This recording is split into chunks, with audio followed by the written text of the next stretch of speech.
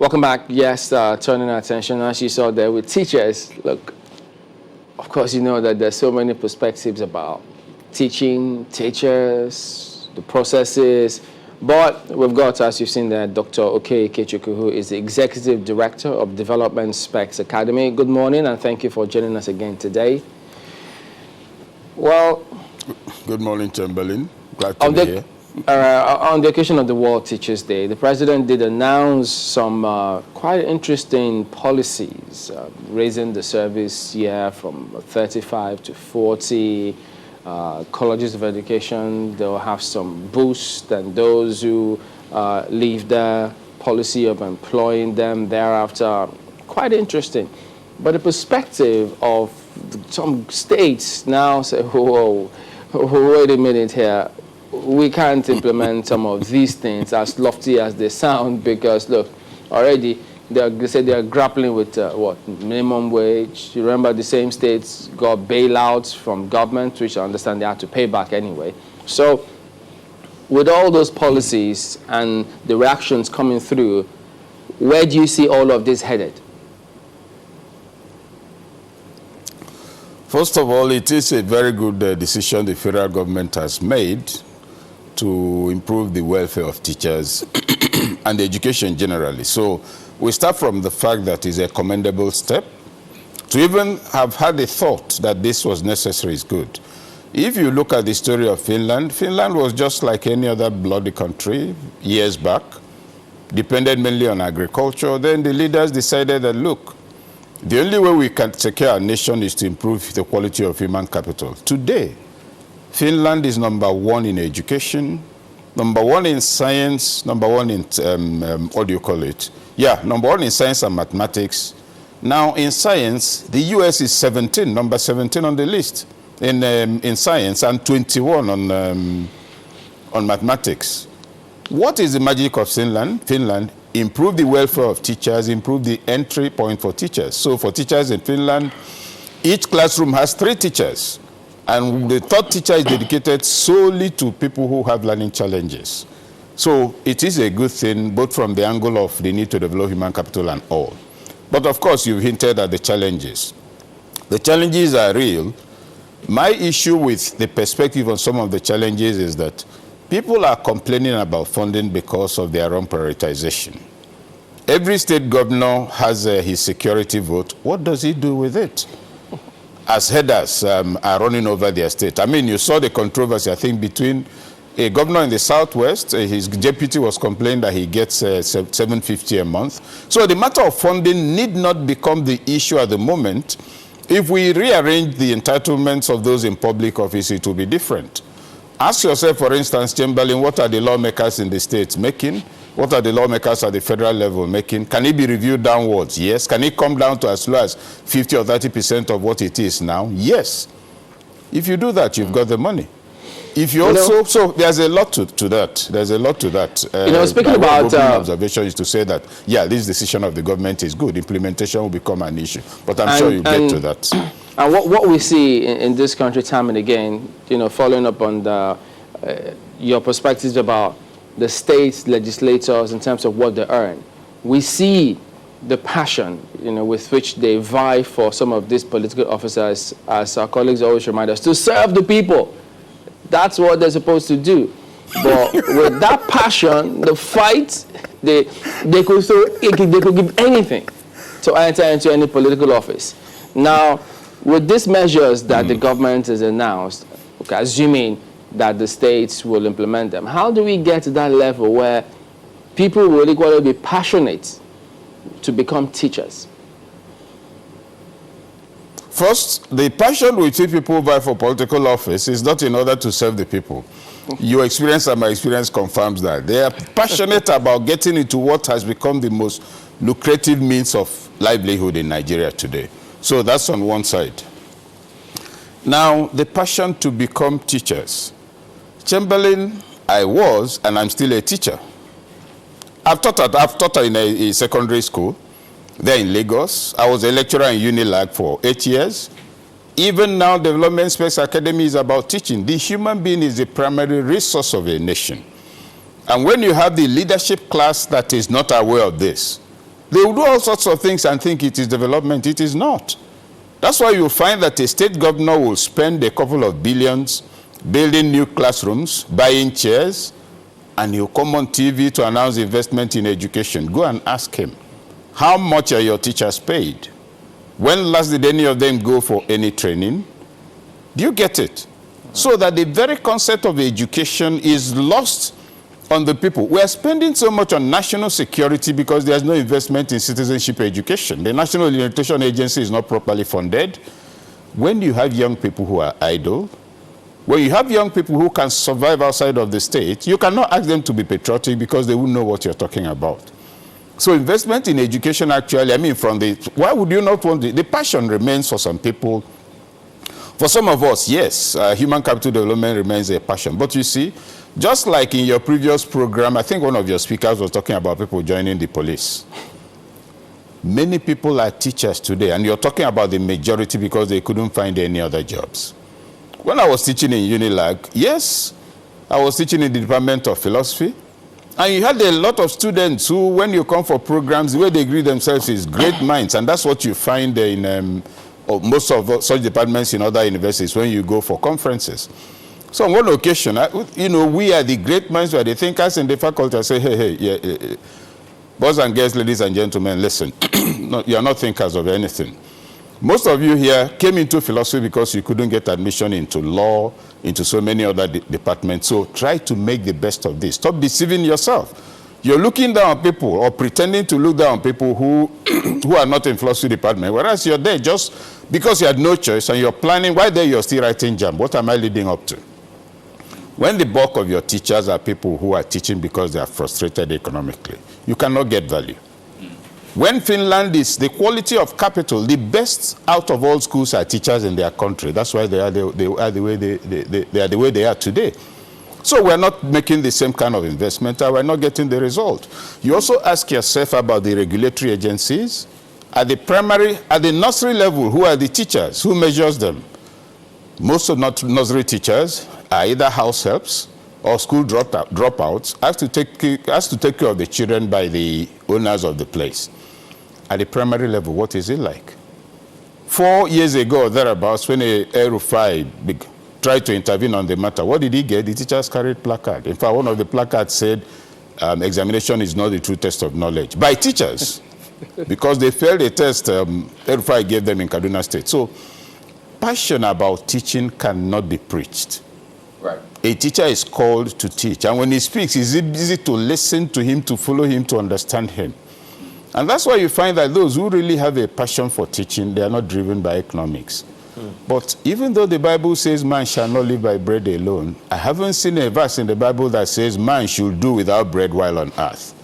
Right. That's why I think that part of the measure the government is taking today, or is proposing, will help address some of these things. But we must also touch on the logistical challenges of it. Making an announcement is not enough. The government, for instance, the new proposal is not captured in the 2021 budget. There's no logic to how the money will come, but I'm trying to provide part of that logic by saying, let us recalibrate. Right. We'll talk about the implementation. Let us look at where we are spending that we shouldn't spend. Right. We'll look at some of the implementation in a moment. Sorry? I mean, you've talked about the 2021 appropriation bill. Maybe this is not captured, but we'll talk about that implementation in a moment. But just to bring this, closer home, I mean, we've seen what is happening with the End SARS campaign, and some say it's because some of these officers lack job satisfaction, they lack the passion. That's why we see some of these human rights abuses. That's something we clearly see. But for teachers, I mean, you talked about some teachers not having that passion or job satisfaction. What is it costing us? Yes, we see what happens when police officers are bitter, lack passion. We see that clearly. But for teachers, it appears as though we don't see it as much, but clearly there is a cost. So what is that costing us?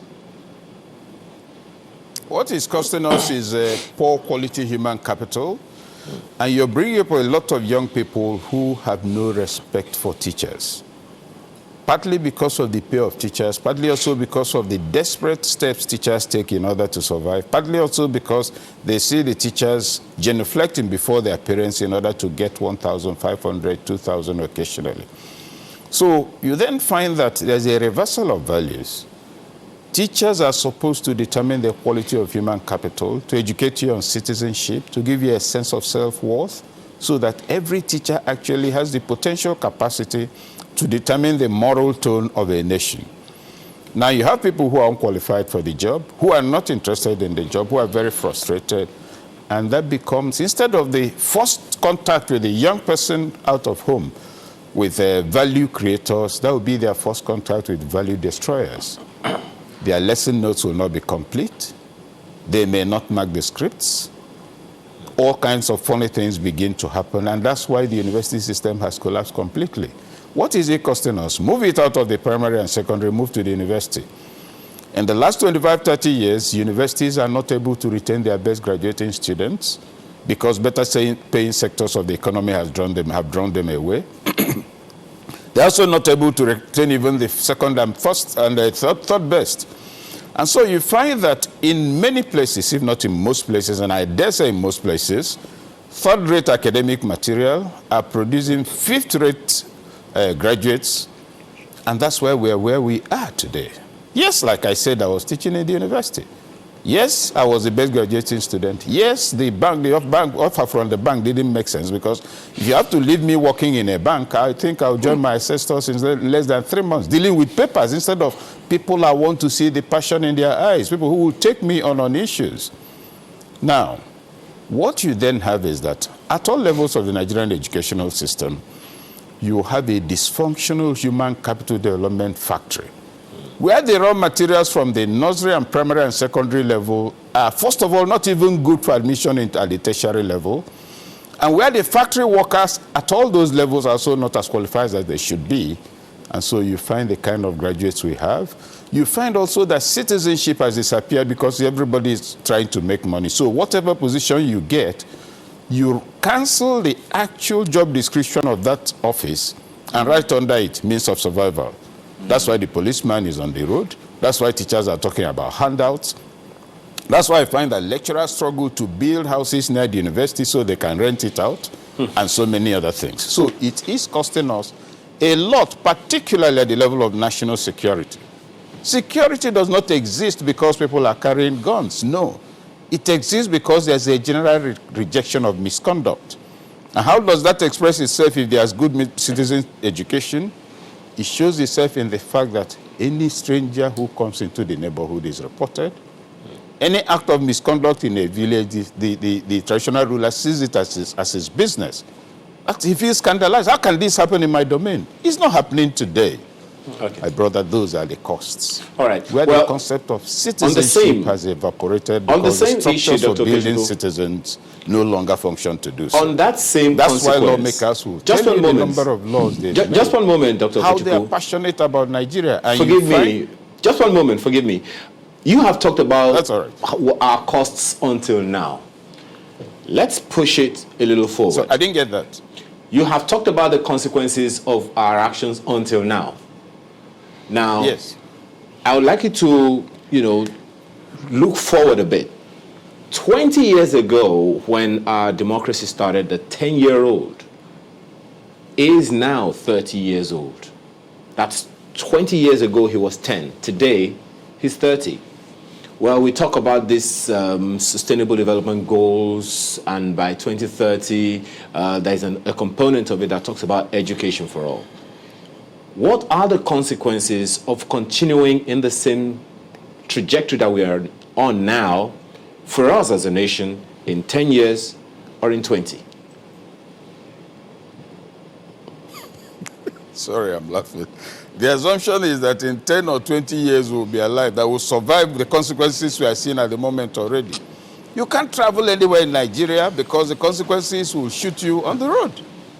The consequences are the things seen getting us into all kinds of situations. But let me even take it a little beyond the 1999.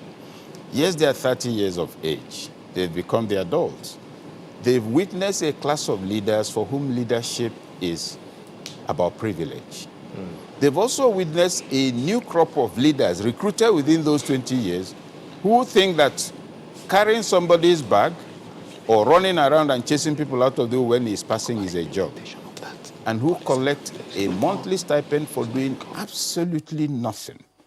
And they know that there are about 500 to 1,500 others who are not in touch with their boss, or who are on his payroll because he's governor, and they are called SAs or PAs. And they are collecting a certain sum every month without pay. My brother, you're creating a new set of leadership that understands position as opportunity to eat without producing anything. Those are some of the things we are living with at the moment. And so you then find that looking forward and looking backward, a coup occurred in 1986, in fact 1983, and within that period, by the time the military left, it was 16 years. So anybody born within that 16 years does not understand the meaning of consultation, discussion, etc. Only understands people can give instructions and others will comply. So the structures for consultative thinking had collapsed for nearly 20 years. Then you create a democracy.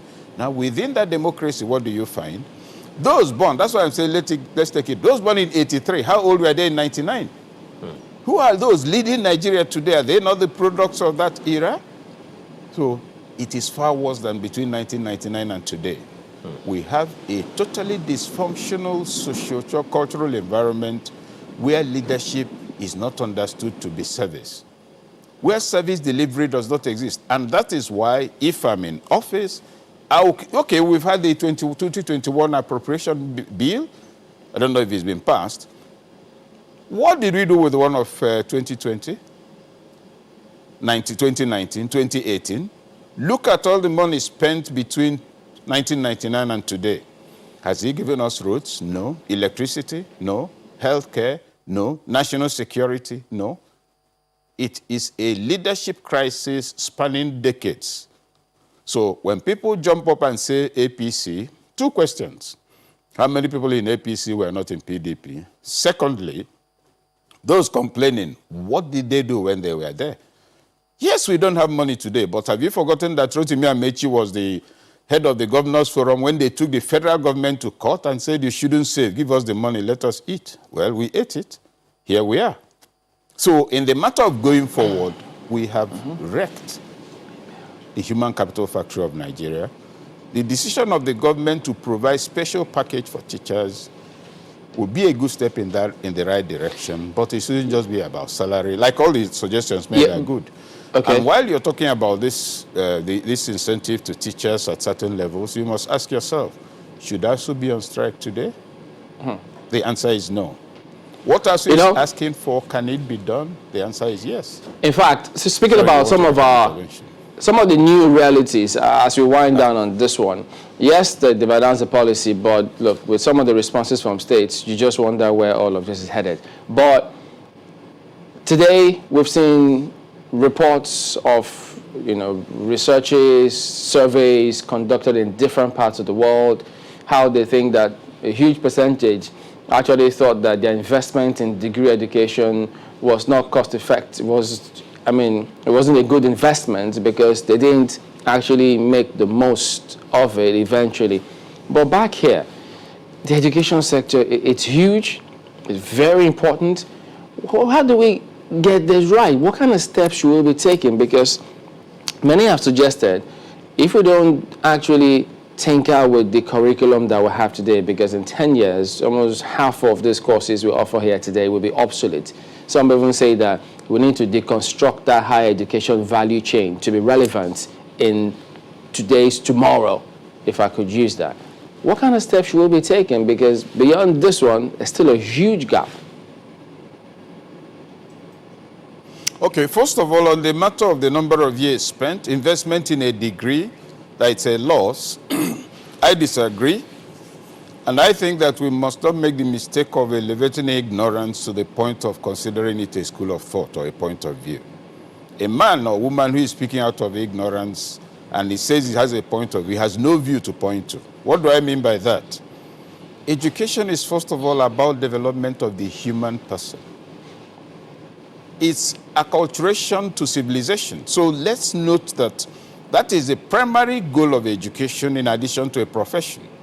So when people say, oh, I went to, and it's become dominant thinking, which emerged within the period of what do you call it, dictatorship, and has become part of the psyche of the nation. Why did I even go to school is a waste of time. Look at the person who didn't go to school. All the money must be there, but that person must make some effort to refine himself or herself. Otherwise, barbarism with a lot of cash will be mistaken for ideal human profile. So I disagree completely with that. If anybody thinks that that's the reason why he shouldn't go to school, then he's getting it all wrong. Okay. That's number one. Number two, on the matter of how did you make the point again? I think I lost the second point you took on after that, Chamberlain. Sorry. Well, maybe we should just let it go because we have a lot of feedback. Just no, on the contrary. No, I didn't get the point, a very actually. vital point. Just a few remarks on it will help. Okay, I saw the report that was talking about, look, what do we do? Shouldn't we deconstruct that higher education value chain? Because, I mean, we're not saying people shouldn't go to school. Oh, yes, that is correct. Yes, most of the curricula are totally out of date. Mm-hmm. And also, the teachers themselves are out of date because they are not in touch with current research. Those are the matters, those are the issues of concern. The other thing, of course, is that even going beyond the curriculum, at the global level, we are running academic calendar that is also 50 years out of date. At the time that degree programs were designed for 4 years, 5 years, and 6 years, research was tedious. You go into a library to wade through all kinds of books. Now, the research, it will take you 3 weeks to do. At that time, you can do it in 48 hours. So today, we are running an obsolete academic calendar all over the world. All right, a degree in sociology can be done in 2 years, etc. Okay, we need to anchor at that point. Pardon me, we do thank you for your thoughts. Always a pleasure to have you on, Dr. Oke Ikechukwu, Executive Director, Development Specs Academy.